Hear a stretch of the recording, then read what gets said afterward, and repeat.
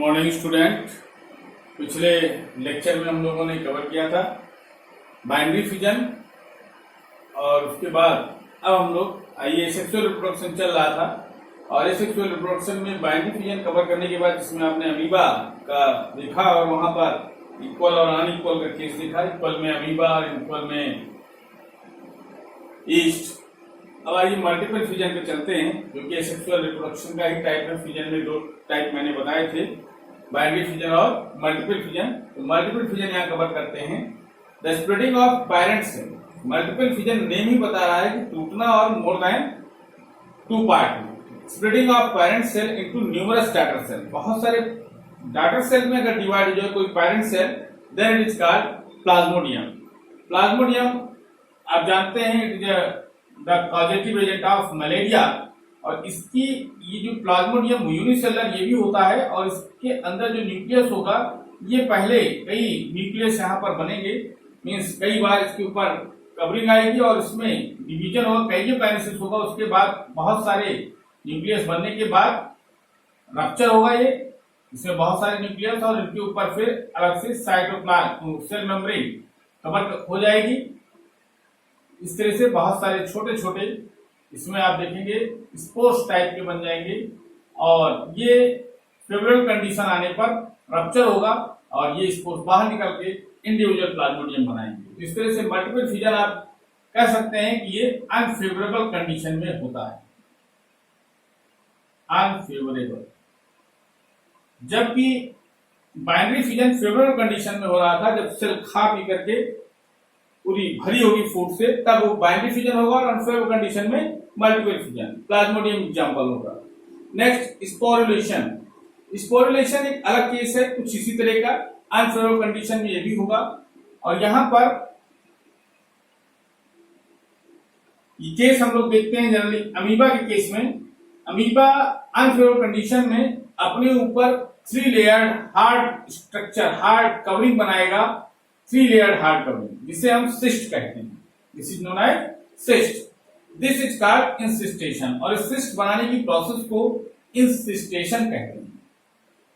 On return of favourable condition, जब favourable condition आएगी, it divide by multiple fission. Same उसी तरह से जैसे यहाँ पर उस सेल के अंदर बहुत सारे न्यूक्लियस बनेंगे एंड प्रोड्यूस मेनी अमीबा, और उनमें से फिर रप्चर होगी आउटर मेम्ब्रेन जो पैरेंट सेल की मेम्ब्रेन है, और बाहर उसमें बहुत सारे छोटे छोटे अमीबा निकलेंगे और वो एक एडल्ट बनेंगे।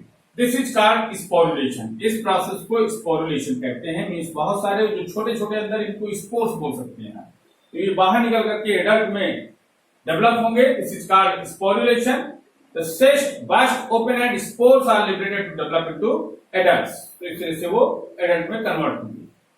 फ्रेगमेंटेशन, नेम से क्लियर हो रहा है। फ्रेगमेंटेशन मींस कई फ्रेगमेंट में अगर पैरेंट सेल ब्रेक हो रही है, parent body breaks into 2 or more fragments and each fragment goes into a new individual. और उसका हर एक फ्रेगमेंट नए इंडिविजुअल में डेवलप हो।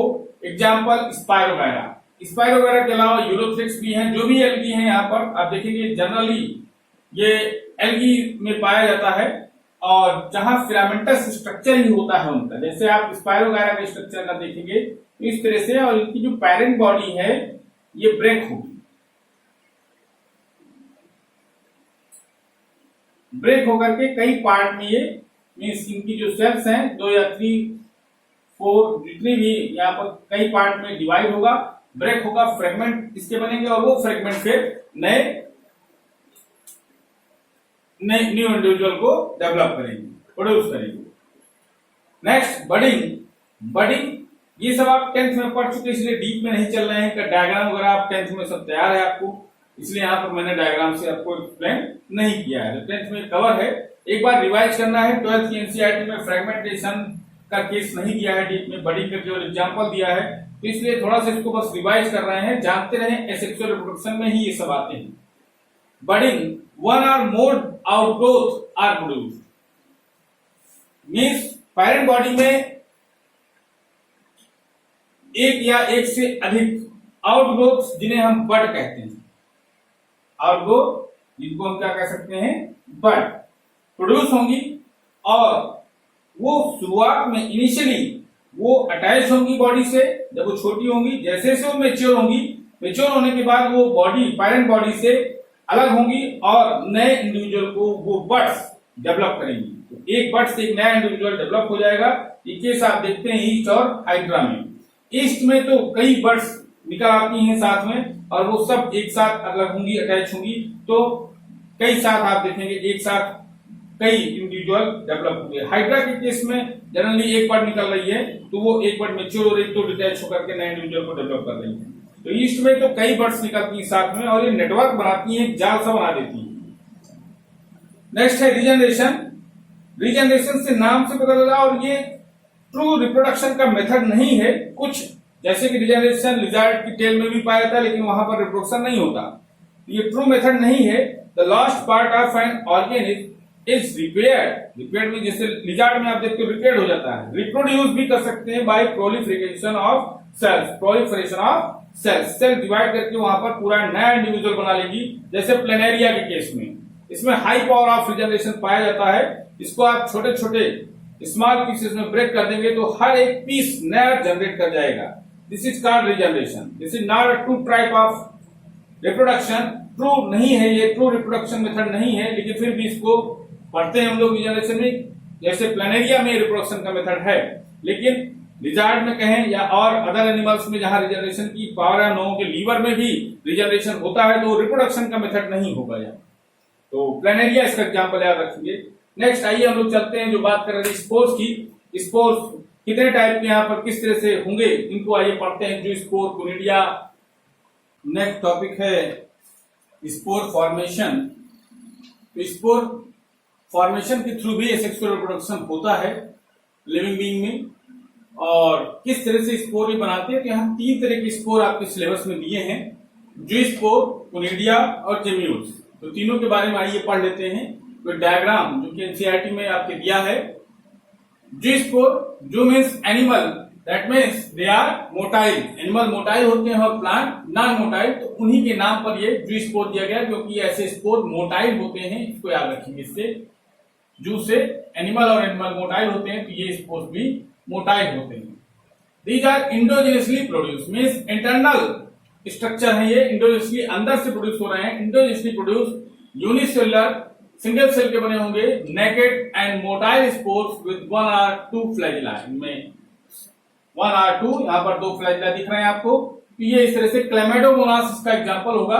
क्लेमेडोमोनास में आप देख रहे हैं सिंगल सेल फ्लैजिलेटेड जो स्पोर प्रोड्यूस हो रहे हैं, produce in sac like structure called zoosporangium, और दिस इज कॉल्ड जूस्पोरेंजियम।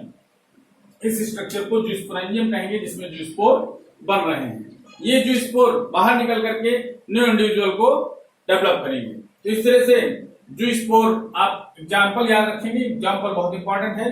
जूस्पोर इन क्लेमाडोमोनास, तो क्लेमाडोमोनास में जूस्पोर बनते हैं। Next conidia. कोनिडिया इन पेंसिलियम, ये ऐसे याद कर लीजिए, रट लीजिए, क्योंकि यही आपके एनसीईआरटी में पेंसिलियम केवल एक एग्जांपल दिया है, तो इसको यह तैयार करेंगे। कोनिडिया है क्या? Asexual non motile spores. ये नॉन मोटाइल स्पोर्स है, यहाँ पे मोटाइल और नॉन मोटाइल में क्लियर रहिएगा। ये non motile spores cut off means flagella absent होगा, मोटेलिटी का कोई स्ट्रक्चर नहीं है। कट ऑफ एक्सटर्नली, ये बाहर से एक्सटर्नली यहाँ कट हो रहे हैं। आइदर सिंगली, सिंगली मीन्स एक कोनिडिया बनता है फाइटोफथोरा में, तो ये अलग से मैंने एक्स्ट्रा बताया आपको, और इन ये एनसीईआरटी में नहीं है। और इन चेन्स, या फिर चेन में यहाँ कट हो रहा है, आप देख रहे हैं, जैसे कि पेंसिलियम में देखते हैं पूरी चेन बनती है। From the tip of special hyphae. Hyphae क्या है? The thread like structure present in the fungi, it's called hyphae. ये थ्रेड लाइक स्ट्रक्चर होते हैं जिन्हें हाइफी कहते हैं, और जो मिल करके एक नेटवर्क बनाते हैं, दैट इज कॉल्ड माइसीलियम। तो हाइफी और माइसीलियम ये फंजाई के हम लोग जब बात करते हैं तब फंजाई में हाइफी और माइसीलियम का यूज करते हैं। तो हाइफी के टिप पर स्पेशल हाइफी होते हैं, इनके टिप पर आपको ये स्ट्रक्चर दिखेंगे, कोनिडिया बनेंगे, और इस स्पेशल हाइफी को क्या कहेंगे? कोनिडियोफोर। तो कोनिडियोफोर ये है आपका। कोनिडियोफोर के ऊपर ये स्पेशल हाइफी है, इनके ऊपर आप क्या देख रहे हैं? छोटे छोटे कोनिडिया, यहां पर एक चेन में ब्रेक हो रहा है, स्प्लिट हो रहा है। Next gemmules. जेम्यूल्स पाया जाता है स्पंजेस में, तो एग्जांपल तैयार कर लेंगे इसको, ये ज्यादा इंपॉर्टेंट है। इसके बाद जेम्यूल्स हैं क्या अगर पूछा जाए तो internal asexual reproductive unit are buds are called gemmules. ये इंटरनल एसेक्सुअल रिप्रोडक्टिव यूनिट्स हैं या बर्ड कह सकते हैं, इंटरनल बर्डिंग है ये, दिस इज कॉल्ड जेम्यूल। और ये कहां पाया जाएगा? स्पंजेस में। एग्जांपल जरूर याद रखिए। नेक्स्ट लास्ट एसेक्सुअल रिप्रोडक्शन का टाइप है वेजिटेटिव प्रोपेगेशन। तो आइए वेजिटेटिव प्रोपेगेशन भी देख लेते हैं।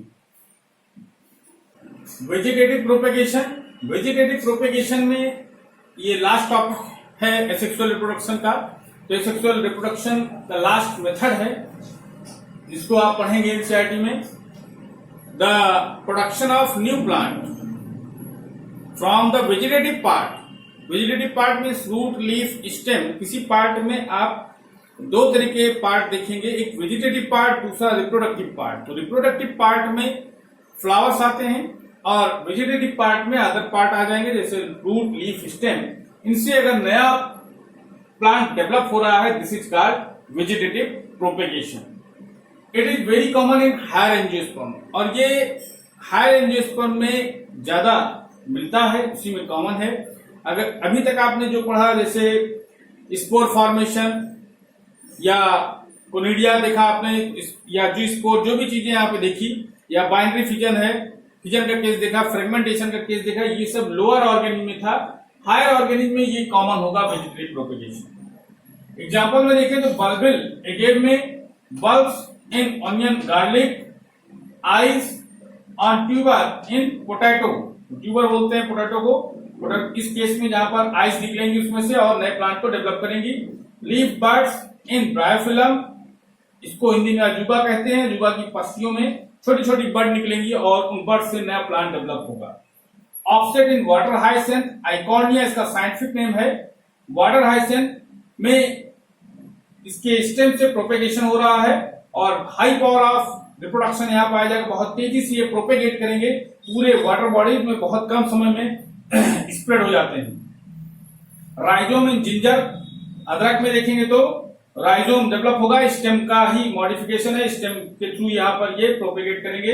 रनर इन ऑक्जेलिस, तो ऑक्जेलिस में आप देखेंगे रनर है, ग्रासेस है, तो ग्रासेस में ये रनर है, इससे बहुत तेजी से ग्रास डेवलप होती जाती है। सकर इन बनाना, और बनाना में आप देखेंगे कि अंडरग्राउंड जो स्टेम है, अंडरग्राउंड स्टेम से ही नया स्टेम डेवलप होगा और इस तरह से प्रोपेगेट करता चला जाता है। वो सकर, जो नया स्टेम बनेगा वो सकर होगा और वो भी फिर डेवलप होकर के नया प्लांट बना के फिर उसके भी स्टेम से नए स्टेम निकलते जाते हैं। इस तरह से बनाना में भी आपने देखा होगा सकर्स पाए जाते हैं, जो नीचे अंडरग्राउंड स्टेम इसका प्रोपेगेट करता है, बाहर निकलेगा और नया प्लांट डेवलप करेगा। ये पूरा का पूरा एग्जांपल है वेजिटेटिव प्रोपेगेशन का, और इसका डायग्राम आप एनसीईआरटी बुक से तैयार कर लेंगे। उस डायग्राम में कुछ एक्सप्लेन करने को नहीं है, सीधे आप उसका जो भी वहां पर दिया है पोटैटो का या लीफ ब्रायोफिलम का, वाटर हाइसेंथ का, इसको आप तैयार कर लेंगे। इसके बाद वाटर हाइसेंथ जो एनसीईआरटी में दिया है जो टॉपिक वेजिटेटिव प्रोपेगेशन के बाद, वो है कि वाटर हाइसेंथ या आइकॉर्निया, और इस पे क्वेश्चन भी कई बार आया है, बहुत इंपॉर्टेंट क्वेश्चन है कि क्यों इसको टेरर ऑफ बंगाल कहते हैं। Why, what is terror of Bengal, या क्या है टेरर ऑफ बंगाल, या इसको टेरर ऑफ बंगाल क्यों कहते हैं। तो वाटर हाइसेंथ या eichhornia is also known as scourge of the water bodies. Water bodies का इसको आतंक कहते हैं। क्यों कहते हैं वाटर बॉडीज का आतंक या टेरर ऑफ बंगाल, बंगाल का आतंक बोलते हैं, ऐसा क्यों कहते हैं? Because it is most invasive weeds found in standing water. बहुत तेजी से फैलने वाली वीड्स है, और कहां पर? स्टैंडिंग वाटर में, जो एक जगह रुका हुआ है पानी, जैसे पॉन्ड वगैरह में। Introduce in India because of its beautiful flowers and shapes of leaf. और ये इंडिया में क्यों आया, कैसे आया? ये इंडियन स्पीसीज नहीं है, ये बाहर से आई है। और कैसे आ गई है? Because of its beautiful flower and shapes of leaf. देखने में इसके फ्लावर्स अच्छे लगते हैं, कलरफुल हैं, और इसकी लीफ का शेप भी कुछ डिफरेंट है, देखने में अच्छा लगता है, इसलिए ये इंडिया में इंट्रोड्यूस हो गया। और क्यों इसको टेरर ऑफ बंगाल कहते हैं, इसका आंसर अब आप देख रहे हैं। It drains O2 from the water. बहुत तेजी से एक तो फैलेगा, इन्वेसिव वीड्स है, और उसके बाद इट ड्रेन्स ऑक्सीजन। ये वहां की ऑक्सीजन को ड्रेन्स में स्पेंड करेगा, यूज कर डालेगा फ्रॉम द वाटर, वाटर से लेकर के, which leads to the death of fishes, और जिससे क्या होगा, फिशेस की डेथ होने लगेगी। क्योंकि ये एक्सेस अमाउंट में जब बनेंगे तो एक्सेस अमाउंट में डेथ होगी इनकी, और जब डेथ होगी इन प्लांट्स की, वाटर हाइसेंथ की डेथ होगी, तो वहां पर बैक्टीरिया इनको डिकम्पोज करेंगे, और डिकम्पोजिशन में वाटर की ऑक्सीजन की ज्यादा जरूरत पड़ेगी, जो कि आप यूट्रोफिकेशन के केस में पढ़ते हैं।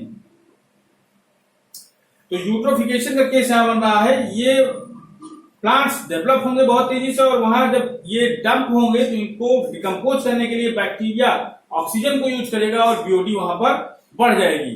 बीओडी बढ़ेगी, मीन्स ऑक्सीजन की कमी होगी, तो वहां की फिशेस की या जो भी एक्वेटिक ऑर्गेनिज्म होंगे उनकी डेथ शुरू हो जाएगी। तो डेथ होने से इसीलिए इसको क्या बोलते हैं, टेरर ऑफ बंगाल। तो यहाँ पर ये पॉइंट्स आपको तैयार करने होंगे। इस तरह से यहाँ पर एसेक्सुअल रिप्रोडक्शन कवर होता है। नेक्स्ट लेक्चर में हम लोग सेक्सुअल रिप्रोडक्शन और उसमें होने वाले इवेंट्स के बारे में पढ़ेंगे। तो बस इतना ही, थैंक यू।